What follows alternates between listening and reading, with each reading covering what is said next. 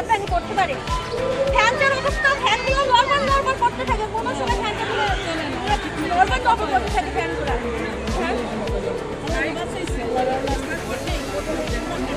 এগুলো তো তাদেরও দায়িত্ব, সবগুলো চেক করা, জিনিসপত্রগুলো চেক করার দায়িত্ব তাদের না। ক্লাস নেই, তারা তো একটা বেলা কোনো ছাদ চেক করবে। ছাদের যে অবস্থা, আমি যখন তখন বলি যে ছাদটা যখন তখন ভাঙতে পারে, ভাঙে পড়তে পারে, সেটা তারা মেরামত করবে না। ফ্যানগুলো তারা কি চেক করবে না যে ফ্যানটার কি অবস্থা, সেটাও তারা কোনো রকম চেক করে না। অথচ তাদের আবার বলতে গেলে তারাই বড় মানে তাদের আগে শুধু তাদের সাথে কথা বলা যায় না, তারা বিভিন্ন ধরনের কথা বলে। ঠিক আছে, আজকে যে দুর্ঘটনাটা ঘটলো সেটা আসলে দ্বিতীয় শ্রেণীর চড়ুই শাখা, ওখানে দ্বিতীয় পিরিয়ডে দুর্ঘটনাটা ঘটেছে।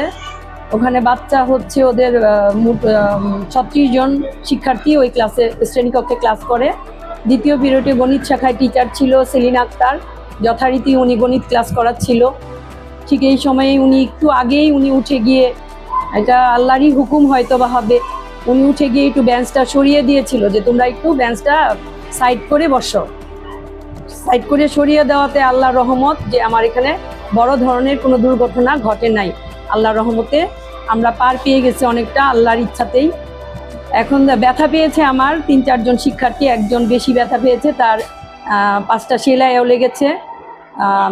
এই এখন আমার এই ভবনটা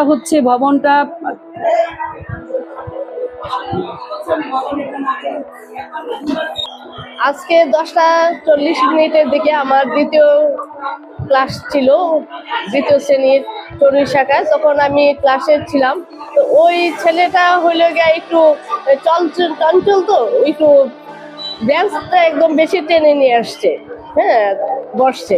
পাশে যে ছেলেটা সে একদম বসতে পারতেছে না। তো আমি ওইখানে যে ওর হইলো গিয়া বেঞ্চ 3 জনকে তুলে বললাম যে তুমি বেঞ্চটা এরকম এক পাশে নিয়ে আসছো কেন, বেঞ্চটা চাপাইয়া তুমি বসো, সুন্দর করে বসো। তো ও এরকম ভাবে বসছে, বসার পর আমি বললাম যে তুমি কিন্তু এখান থেকে নড়বা না, এইভাবেই বসবা, বেঞ্চ টেনে করবা না। তো আসার পরে আমি যখন আবার পাঠ শুরু করলাম, তখনই আর কি একদম ফ্যানটা পড়লো ছুটে। যদি ও বেঞ্চটা একটু না সরে যেত তাহলে ওর মাথায় হয়তো পড়তো। আহত 4 জন, 3 জন ছেলে, 1 জন মেয়ে।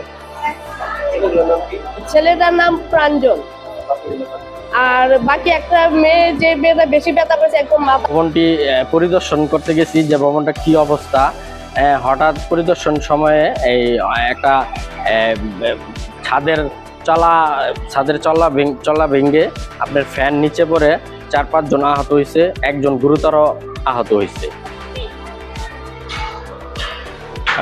আজকে আমি আলীগঞ্জ সরকারি প্রাইমারি স্কুলের প্রধান শিক্ষিকার আমন্ত্রণে একজন প্রাক্তন এই স্কুলের ছাত্র হিসাবে স্কুলের সার্বিক পরিস্থিতি দেখার জন্য আসি।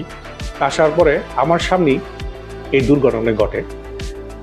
অত্যন্ত একটা মর্মান্তিক ঘটনা। একটা স্কুলের একটি ফ্যান পড়ে 4-5টা বাচ্চা আহত হয়। এর মধ্যে একটা ছেলে খুবই ইনজুর্ড হয়, যার 4টা সেলাই লাগে। তো ভবনটি একটি ঝুঁকিপূর্ণ ভবন। এই ভবনে কি করে ক্লাস চলে আমার বোধগম্য নয়। তো আমার আবেদন থাকবে ঊর্ধ্বতন কর্তৃপক্ষের কাছে যে এই ভবনটিকে পরিত্যক্ত ভবন ঘোষণা করে দ্রুত এখানে একটি আধুনিক ভবন নির্মাণের জন্য, যাতে ভবিষ্যতে এই ধরনের দুর্ঘটনা না ঘটে। আর